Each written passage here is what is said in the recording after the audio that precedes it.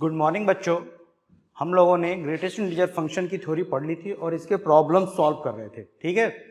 तो इसी चीज़ को आगे बढ़ाते हैं और कुछ और स्पेशल टाइप के प्रॉब्लम सॉल्व करते हैं जहाँ पे greatest integer function definite integration से रिलेट करता हो, ठीक है। तो देखिए सबसे पहला प्रॉब्लम यहाँ पे, फर्स्ट प्रॉब्लम की अगर मैं बात करूँ तो पहला प्रॉब्लम क्या है? पहला प्रॉब्लम है calculate the value of I if I is equal to 0 to 4 integration 0 to 4 greatest integer x dx where this denotes greatest integer function less than और इक्वल टू x। तो यहाँ पे चार ऑप्शन दिए हैं, आपको इस क्वेश्चन को सॉल्व करके बताना है कि कौन सा ऑप्शन सही है, ठीक है। तो इस क्वेश्चन को सॉल्व करने से पहले मैं एक चीज़ बताना चाहता हूँ आपको। क्या? वो ये चीज़ है कि जैसे मान लो कोई भी फंक्शन है, किसी फंक्शन अगर फाइनाइट डिसकंटिन्यूटी की बात करें, किसी फंक्शन के लिए अगर फाइनाइट डिसकंटिन्यूटी की बात करें तो ऐसे फंक्शन को इंटीग्रेट किया जा सकता है। Means this kind of function is integrable, ठीक है। पहली बात ये हो गई। दूसरी बात मैं ये कहना चाह रहा हूं कि जैसे मान लो ये लिखा हुआ है, क्या लिखा हुआ है? जैसे मान लो ये लिखा हुआ है a to b f(x) dx, तो ये हमेशा क्या देगा? ये हमेशा एक एरिया देगा। ये क्या देगा? एरिया। कौन सा एरिया देगा? जैसे मान लो कोई फंक्शन f(x) है, जैसे रेक्टेंगुलर कोऑर्डिनेट प्लेन में ये कोई फंक्शन है। कौन सा फंक्शन? मान लो कोई ये फंक्शन है, ठीक है। ये फंक्शन है, हमको क्या है, इस फंक्शन को इंटीग्रेट करना है lower limit a to lower limit b। Lower limit क्या है? लोअर लिमिट a मान लो यहां पे है और b यहां पे है। x is equal to a से x is equal to b तक हमें इस फंक्शन f(x) को, ये कोई फंक्शन f(x) है जिसका ग्राफ मैंने यहाँ पे ड्रॉ किया हुआ है। मान लो ये फंक्शन f(x) का ग्राफ है, ठीक है। ये x एक्सिस है, this one is y axis, ठीक है। तो ये एरिया कौन सा होगा? ये एरिया होगा इस फंक्शन f(x) x एक्सिस और ये जो लाइन है x is equal to a and x is equal to b के बीच का ये जो एरिया है, ये वाला जो एरिया होगा, this one,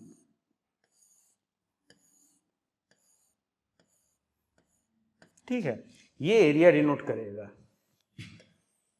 integration a to b f(x) dx, ठीक है। ये एरिया, अगर मान लो एरिया a यूनिट है तो ये जो एरिया होगा a यूनिट होगा, ठीक है। इतनी बात समझ में आ गई? दो बातें, ये दूसरी बात थी और पहली बात क्या थी? फाइनाइट डिसकंटिन्यूटी के लिए किसी भी फंक्शन को इंटीग्रेट किया जा सकता है। Any function can be integrable for its finite discontinuity, ठीक है। दो चीजें आपको समझ में आ गई, तो इस प्रॉब्लम को सॉल्व करते हैं। जैसे क्या प्रॉब्लम दिया हुआ है,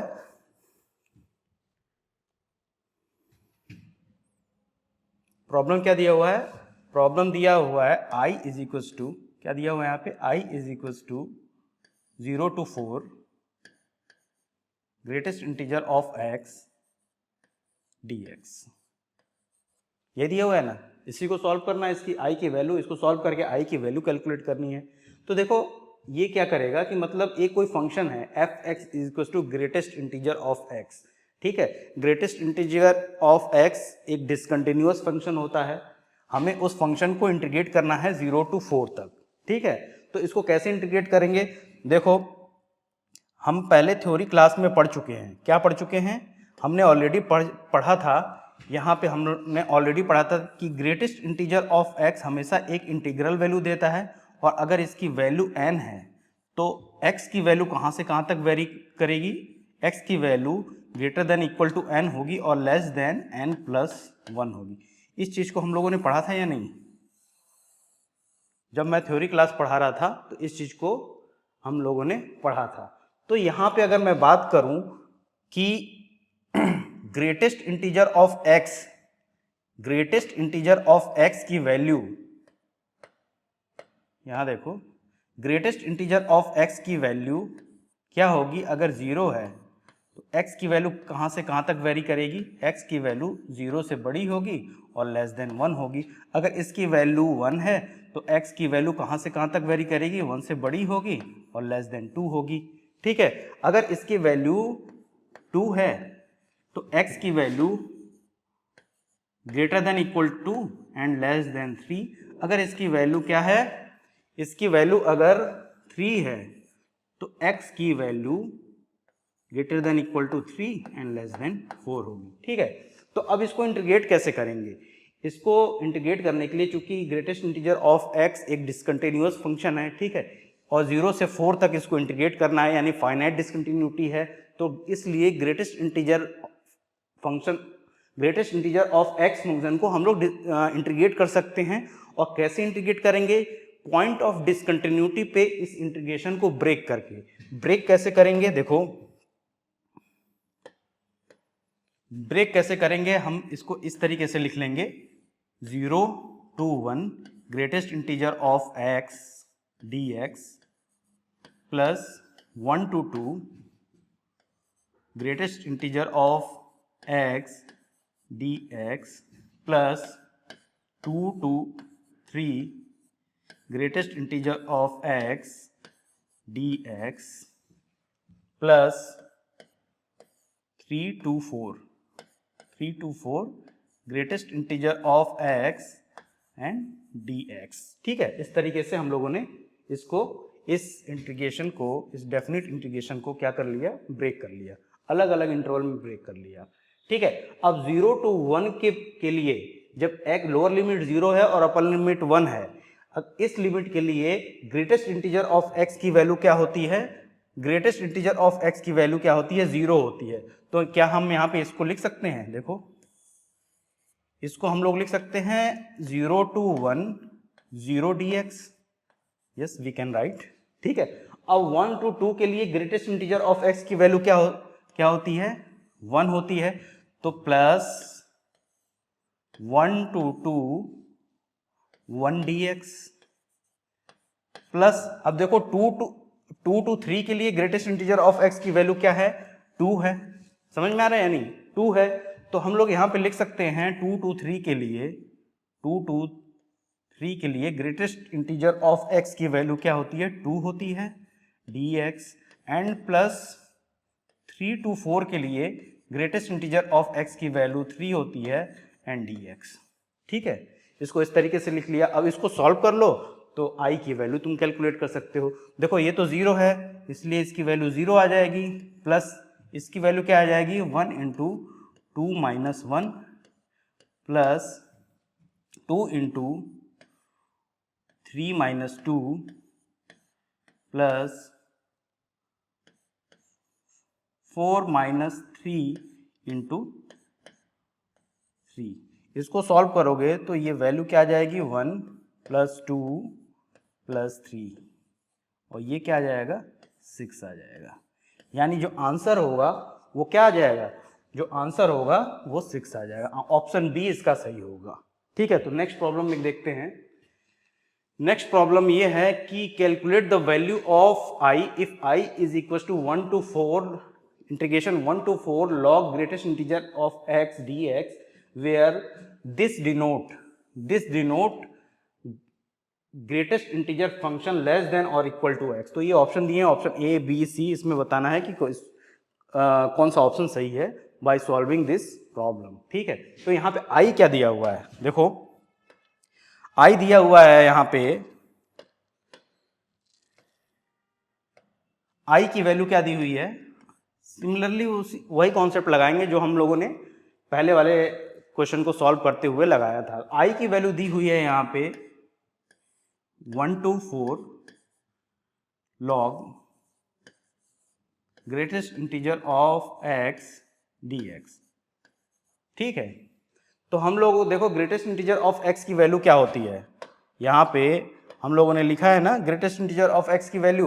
ग्रेटेस्ट इंटीजर ऑफ x की वैल्यू अगर ये 1 है तो x कहाँ से कहाँ तक वेरी करेगा, x will be greater than equal to 1 and less than 2। ठीक, ग्रेटेस्ट इंटीजर ऑफ x की वैल्यू अगर 2 है तो x will always greater than equal to 2 and less than 3।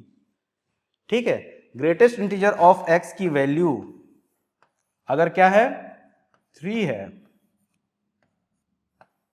तो x की वैल्यू कहां से कहां तक वेरी करेगी, x will greater than equal to 3 and less than 4। इस प्रॉपर्टी को उठा करके यहां पे अप्लाई करना है। तो ये 0 to 4 log greatest integer of x, देखो log greatest integer of x एक डिसकंटिन्यूअस फंक्शन है और 1 से 4 के बीच जब x वेरी कर रहा है 1 से 4 के बीच, तो ये log greatest integer of x के अंदर जो ये एसोसिएट करता है फाइनाइट डिसकंटिन्यूटी एसोसिएट करता है। इसीलिए इस फंक्शन को क्या किया जा सकता है, इंटीग्रेट किया जा सकता है। और इंटीग्रेट कैसे करेंगे, बाई ब्रेकिंग दिस लिमिट, ये लोअर लिमिट है और ये अपर लिमिट है, इस लिमिट को डिसकंटिन्यूअस पॉइंट पे ब्रेक करके। तो इसको हम ऐसे लिखें, अगर हम इसको ऐसे लिखें 1 to 2 log greatest integer of x dx plus 2 to 3 log greatest integer of x dx plus 3 to 4 log greatest integer of x dx। ठीक है, इतनी बात समझ में आ गई। अब क्या करना है, 1 से 2 के लिए ग्रेटेस्ट इंटीजर ऑफ x की वैल्यू देखो यहां पे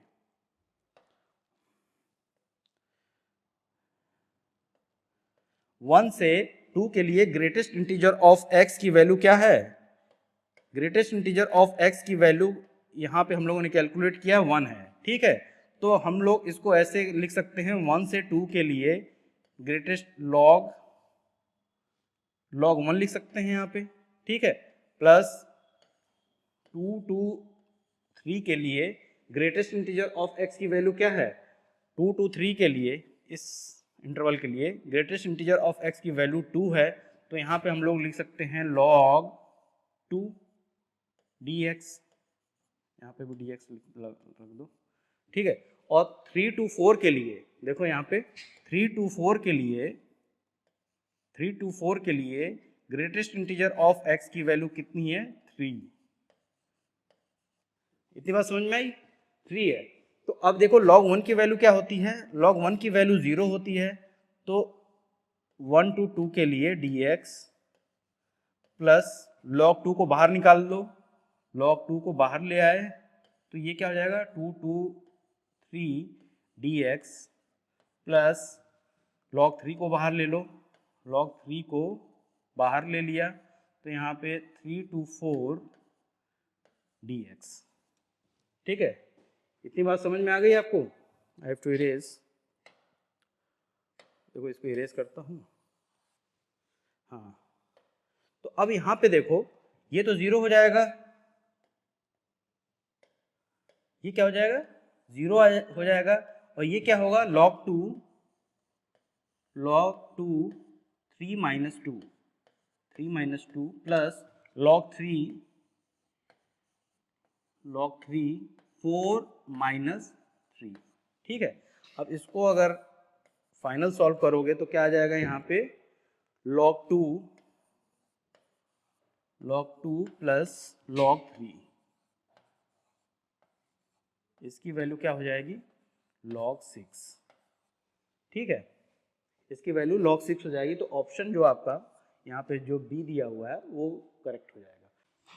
यहाँ नेक्स्ट प्रॉब्लम देखते हैं, question number 3, calculate the value of i if i is equal to 0 to 10 pi greatest integer of 10 inverse x dx where this denotes greatest integer function less than और equal to x। Option दिए हुए हैं, option A है, option B, option C and D. इस problem को solve करके, इस question को सॉल्व करके आपको बताना है कि कौन सा ऑप्शन सही है। तो इस प्रॉब्लम को सॉल्व करने से पहले मैं एक 10 इनवर्स ऑफ x का ग्राफ ड्रॉ करने की कोशिश करूंगा, क्योंकि अगर आपको 10 इनवर्स ऑफ x का ग्राफ मालूम है तो इस प्रॉब्लम को आप बहुत ही आसानी से सॉल्व कर पाओगे। तो देखो 10 इनवर्स ऑफ x का ग्राफ कैसे हम लोग ड्रॉ करेंगे। इसके लिए मैं रेक्टेंगुलर कोऑर्डिनेट प्लेन ड्रॉ करता हूं, ये देखो एक्स एक्सिस है, ये एक्स एक्सिस एंड ये वाई एक्सिस, ठीक है। अब मैं दो असिम्प्टोट ड्रॉ करूंगा, एक x is equal to pi by two पे, sorry y is equal to pi by two पे, और दूसरा y is equal to minus pi by two पे। तो यहां पे मैंने, ठीक है, ये क्या है पाई बाई टू और ये minus pi by to. Graph किसका ड्रॉ कर रहे हैं हम लोग? ग्राफ ड्रॉ कर रहे हैं f x is equal to ten inverse of x, ten inverse of x, ठीक है। अब हम लोग जानते हैं टेन इनवर्स एक्स की जो वैल्यू है वो पाई बाई टू से छोटी होती है और माइनस पाई बाई टू से बड़ी होती है। तो कुछ इस तरीके से इसका ग्राफ आएगा, मैं बता देता हूं यहाँ पे, इस तरीके से इसका ग्राफ आएगा, देखो,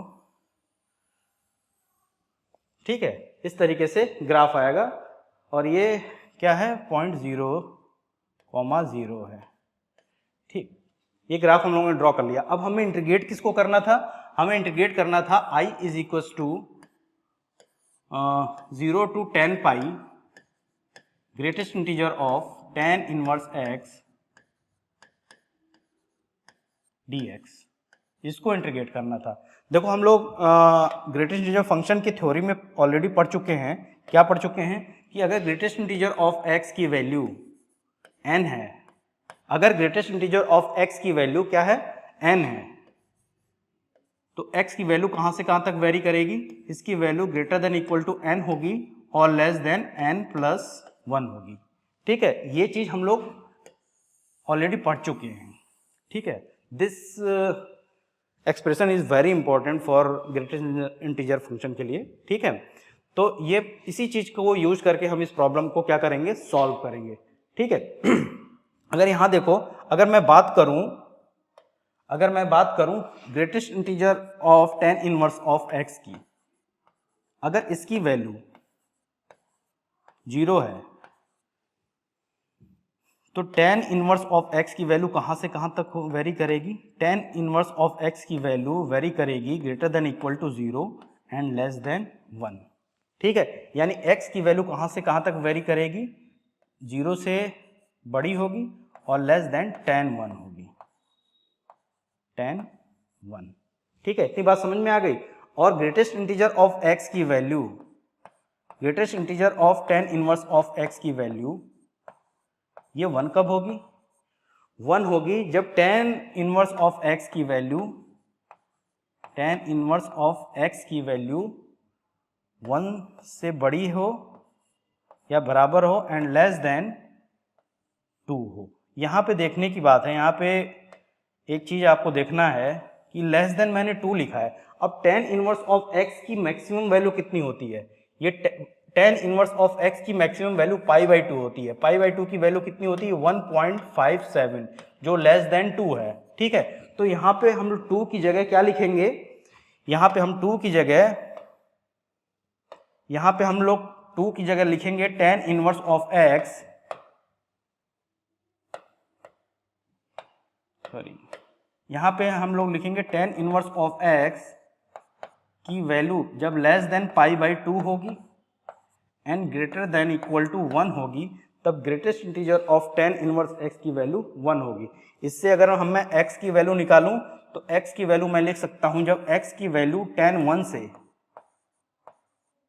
से greater than equal to x is greater than equal to tan 1 and less than infinity होगी, तब greatest integer of tan inverse of x will equal to 1 होगी, ठीक है। तो एक कॉमन पॉइंट मिल रहा है यहाँ पे, अगर तुमने गौर किया होगा, वो कॉमन पॉइंट कौन सा है? tan 1। यहाँ पे देखो एक कॉमन पॉइंट मिल रहा है tan 1, ठीक है। यानी x की वैल्यू, यहाँ पे देखो जब x की वैल्यू 0 से बड़ी है और tan 1 से छोटी है, यानी ग्राफ के इस पोर्शन के लिए, ग्राफ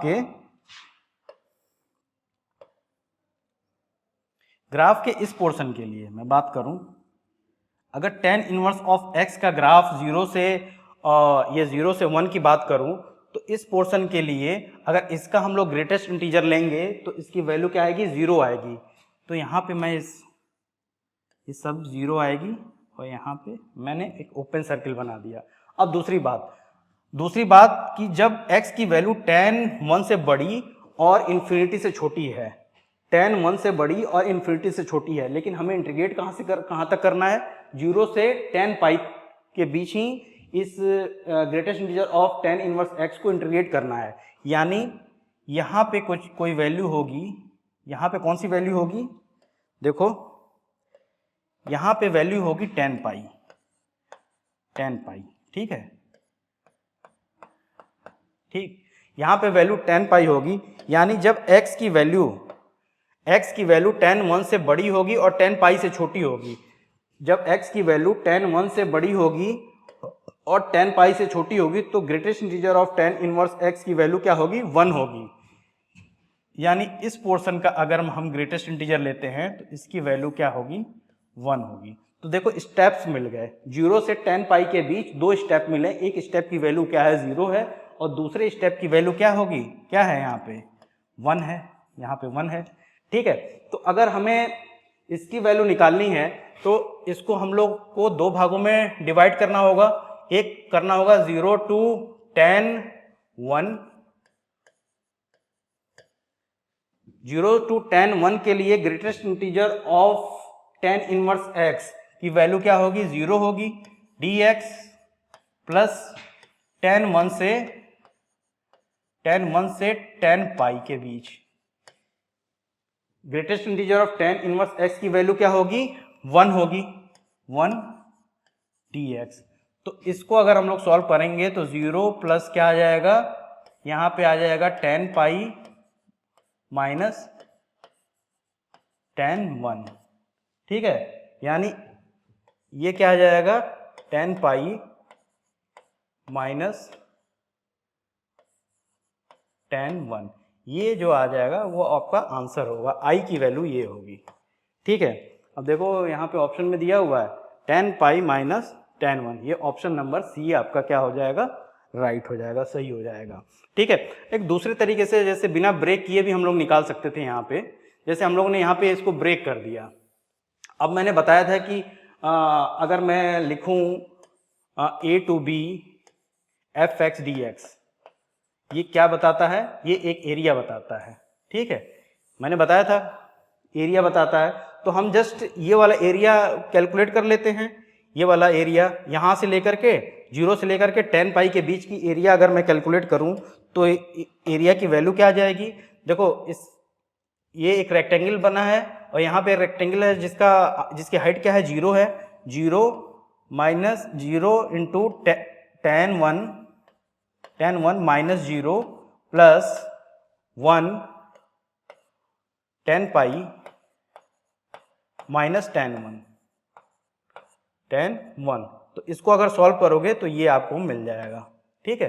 बस इस रेक्टेंगल का एरिया अगर आप कैलकुलेट कर लो, कौन से रेक्टेंगल का एरिया की बात कर रहा हूँ मैं, इस रेक्टेंगल के एरिया की बात कर रहा हूँ। अगर इस रेक्टेंगल का एरिया आप कैलकुलेट कर लो तो आपको ये आंसर मिल जाएगा। तो इस तरीके से भी आप सॉल्व कर सकते हो। नेक्स्ट प्रॉब्लम देखते हैं।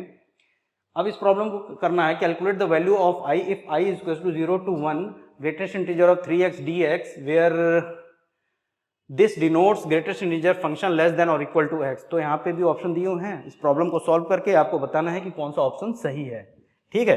तो देखो इसको कैसे करेंगे, i की वैल्यू क्या दी हुई है, यहाँ पे i की वैल्यू क्या दी हुई है, i की वैल्यू दी हुई है 0 to 1 3x